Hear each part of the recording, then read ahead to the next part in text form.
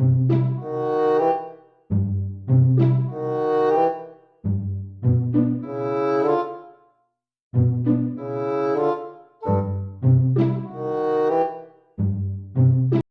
telling me you like me? Are you deaf? You're not making me say that for the second time. No, it's just crazy. Because I've never seen you as the type to ever confess first, you know? You're making me sound like I'm a pussy, tch. Deku chuckles a little, trying to hold his grin from the blushing Bakugo Katsuki. He thought about how cute it was for him to confess his feelings on Valentine's. Did he plan this? You know that was never my intention, Kachan. Did you plan this? It's funny how it's also coincidentally Valentine's Day. And no? The hell is Valentine's? You're not gonna tell me you don't know what that is. Maybe. I don't know, just accept the fact I said it. Who cares about dumb dates anyway? Me. Well, stop caring. Deku still beams a bright smile at him, feeling the heat rushing to his cheeks as he tried hard to keep his talking tone firm. So, what's it gonna be? The fuck are you on, you bastard? I don't think you're in a situation where you need to interfere about my problems, Bakugo. Shut the fuck up and listen. You know full well what you've done to him, you know full well about his feelings for you, and you know full well that you told him you liked him. And you still have the nerves to pull this type of shit? Why the hell are you so nosy? Fine, I'll admit I'm being nosy. But that's just because you're being a goddamn prick. I know what I did, Bakugo, you don't need to rub it on my face. I feel like I need to rub it more so you'll feel even more wrecked. You're telling me you know what you did, and yet you still did it? You really told him you liked him after he admitted his feelings for you. Then 4 days after that happened, you got asked out by a girl and accepted it? You're telling me you knew all along what you did? And you still have the nerves to tell him you did it because you felt bad if you rejected her? I'm trying to not get physical with you, but it seems that you're trying to provoke me. Go ahead and do it. We both know who's going to win in the end. I'm glad I'm pissing your ass off. Serves you right. Bakugo smirks up at him, giving a sarcastic laugh as he pretends to leave Todoroki. The ash blonde reads his stoic expression, now changing into a slight scowl. He gave a low chuckle to evoke his growing aggravation even more, batting him right at the eye, saying, "Throw your fucking punch." That's when Todoroki's fist landed on the right side of his cheek, earning him a small burnt sensation because of the ice quirk he had activated. Bakugo was quick to fight back, throwing his hands right at his face, at the same time blowing up a huge explosion. Fucking beg for him to forgive you, or I won't fucking stop. Todoroki dodged it for the second time, building up a row of ice in front of Bakugo, throwing him off to hit the wall near them. Bakugo rushed towards him again, spinning his body around as he creates enough sweat in his hands to blast a mini howitzer impact. The muscular boy gets a grip of Shoto's shoulders, pulling him backward and down.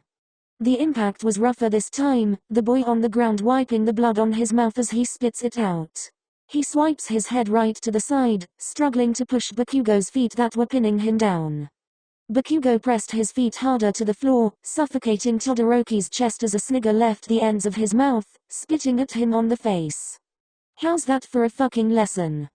Todoroki quickly pushes Bakugo's leg of his asphyxiating chest, trapping him with a pile of surrounding ice.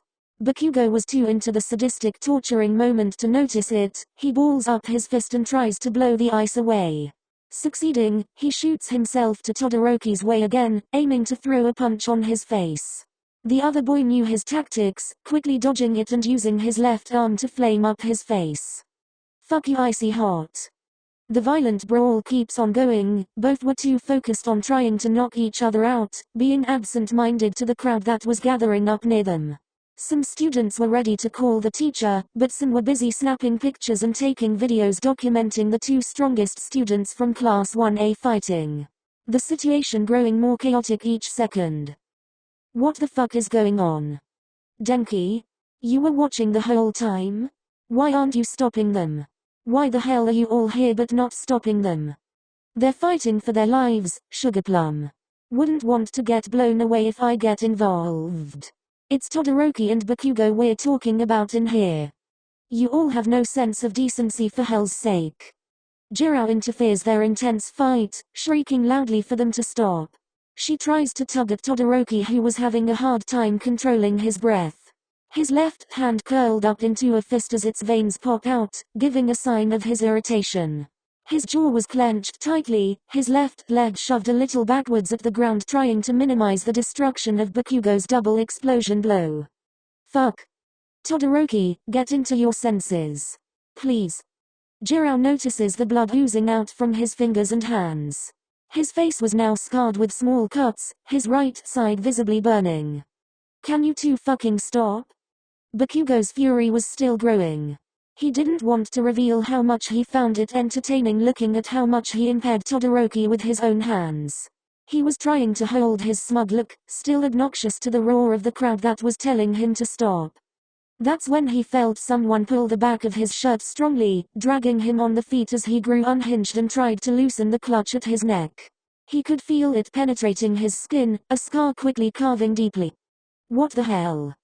Everyone was amazed at the boy who managed to pull him. They were undeniably terrified because of how rough Bakugo could be. They were gaping at the green-haired boy who was pulling him so effortlessly. He saw how a saddened illustration formed in his face. He walked swiftly from the crowd, trying to find out an opening to a safer area. Could you stop struggling?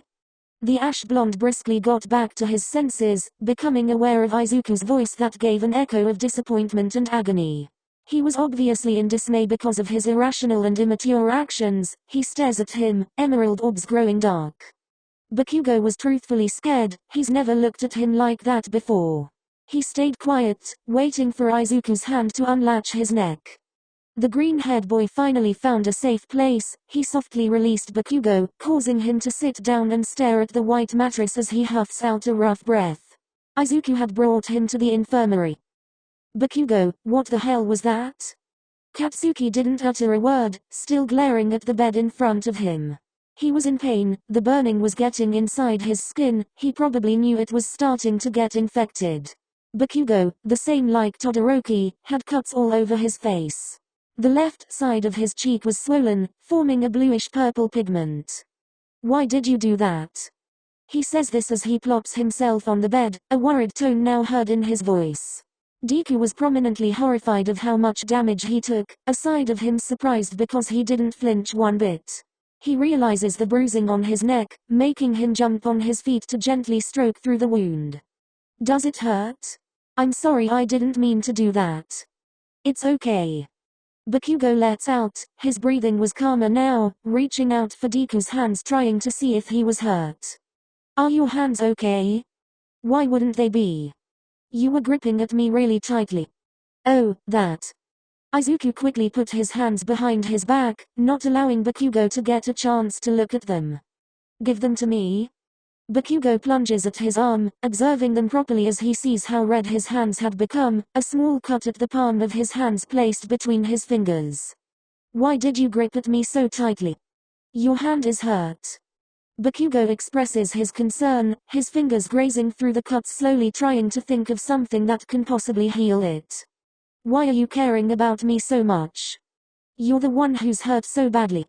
And yet, why you still have the energy to be concerned? What are you? The green-haired boy snaps at him. Bakugo was frozen, eyes growing wide at Deku who was stuttering, struggling to form sentences. He couldn't tell if he was more worried, angry, disappointed. Maybe he felt all of them at once. He knew Deku was trying to hold back his tears, he knew how he usually stuttered because of the lump growing on his throat, he knew. You are so close to the point where you're about to break.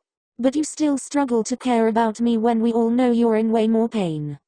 That's because I fucking care. Well, stop. Don't put others before yourself in this. This isn't like you. Be your normal self. His voice cracked at the end, his composure slowly going back to normal. Let me take care of you. Ouch. He flinches a little as he feels the alcohol absorbing inside his skin. He was trying hard to hold back his blushing cheeks. Deku was awfully close to his face. Gazing at it so intimately as he tries to disinfect the cut under his left eye. Bakugo gulped anxiously every time he flinched because it would make Deku hold up his chin tighter, face leaning in closer. If you don't stop moving, this'll get infected. His breath fanned over his lips, the warmth cascading through the sides of his cheeks as well. He couldn't handle this, he couldn't stop the crimson red flaring up on his ears and cheeks. Deku lets go of his chin, grabbing the ice pack he prepared a while ago. He pushes his spiky blonde hair back to get a better view, slowly pressing it down the black eye he got from the hard punch. Does it hurt? And no. Bakugo was cursing at himself for stammering at his own words for that. Deku tries to search for a more comfortable position to look at his face, getting a grasp of the both sides of his jaw, pulling him down more to match the eye level between the both of them. It made the blonde boy burn up even more, because he was trying not to look at him so badly. Why the hell is he so dense sometimes? Why the hell can't I take my eyes off him? He finally gives in to his desires and looks into his emerald eyes that were tending to his wounds so meticulously. He would admire the consideration he has in asking him if it felt too rough. He would be so mesmerized at how soft his hands felt against his skin. Unknowingly realizing how the corner of his lips curved up to a smile. Izuku notices at how he was staring, feeling the tension growing thicker between the both of them. His own eyes travel to his vermilion ones, fascinated in how they spark gently as they both kept the subtle mutual gaze. They both gulped nervously, cheeks turning scarlet red. Why did you fight him? I just hated seeing you cry over some random bastard. You didn't have to get so rough with it. I liked how he didn't hold back. And that made you not hold back as well. Yay, because he was pissing me off. But you're hurt. It doesn't fucking matter, so long as he gets a taste of his own medicine for messing with you. He wasn't aware of how the words slipped out of his mouth so easily, trying to take in seriously what he just said. Deku looks away from him, trying to prioritize the swollen eye. But no matter how hard, he just couldn't stop the somersaults inside his heart. It felt so nice, hearing someone defend you this much. He grins a little bit, tapping the ice pack on his eyelids. You care that much, huh? Shut up, Dumbus. Bakugo tries to back out from embarrassment, but his childhood friend wouldn't let go of his grip. I guess you're not that much of a jerk. I was never a jerk. You didn't have to hit him so hard. Why are you still caring for him even after he hurt you? And besides, he threw the first punch. I'm not saying that, I'm just saying because you hurt him so much, he hurt you this much. Oh. Yeah. Okay, at least your wounds are disinfected now. He examines his whole face one last time before putting off some distance between them. Anything else I can do to make you feel better? Bakugo just had the sudden urge to say it, wanting to feel his hands embracing his frail condition right now. Was it too much, he had thought. Come closer. Deku just nodded and approached him back, positioning himself next to him. The muscular boy grabs both of his hands and places them on the sides of his waist. After doing so, he reciprocated the embrace and rested his chin on his shoulders, snuggling gently on the crook of his neck. Kaken? Maybe it was now or never, he had thought. He wouldn't have to look at him in the eye if he said it right. Deku wouldn't have to see how red he can get while saying it. This is the best time, he thought. The smaller boy was flustered due to the sudden skinship, slightly trying to take in and adjust to the current situation Bakugo had put him in. Bakugo rests his hand on the top of his head, stroking in gently trying to lessen the panic that was growing inside of the green-haired boy. Don't panic. It's okay. I just wanted to hug you. Oh, okay. Are you really okay? I should be asking you that. I'm fine, at least physically. So you're not emotionally? Well, yay? What's that supposed to mean? Doesn't feel good after convincing yourself you can consider someone as yours, and seeing them leave at the end. You're losing sight of what's right in front of you. Why does it have to be him? It just is. Deku looks down, not knowing how to answer the question. Why can't you look at me the way you look at him? His eye shots back up again, feeling Bakugo's arms strengthen around him. You know what sucks? Looking at you cry over someone because they hurt you, when I'm right in front of you. When I'd give the whole world just to see you smile. Bakugo felt stupid for trying to hold back his tears. He didn't know confessing would make him this emotional.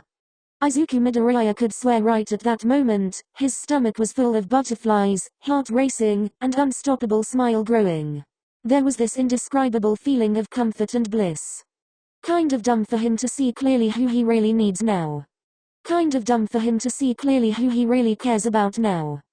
Kind of dumb for him to see clearly who he really wants to be with now. Kind of dumb for him to see clearly who he really loves now. He never really liked Todoroki. Maybe it was because he was desperate to find someone who wants him like he wants them. He only wanted Bakugo, but he knew it was impossible because he wasn't the type to fall in love. But that's where he was wrong. I think I like you. His heart stops, pulling out from his embrace and forcing an eye contact. He blinks a couple of times, analyzing if this was real life. Is this real life? You're telling me you like me? Are you deaf? You're not making me say that for the second time. No, it's just crazy. Because I've never seen you as the type to ever confess first, you know? You're making me sound like I'm a pussy, tch. Deku chuckles a little, trying to hold his grin from the blushing Bakugo Katsuki. He thought about how cute it was for him to confess his feelings on Valentine's. Did he plan this? You know that was never my intention, Kachan. Did you plan this? It's funny how it's also coincidentally Valentine's Day. And no? The hell is Valentine's? You're not gonna tell me you don't know what that is. Maybe. I don't know, just accept the fact I said it. Who cares about dumb dates anyway? Me. Well, stop caring. Deku still beams a bright smile at him, feeling the heat rushing to his cheeks as he tried hard to keep his talking tone firm. So, what's it gonna be? I like you too, maybe even more than that.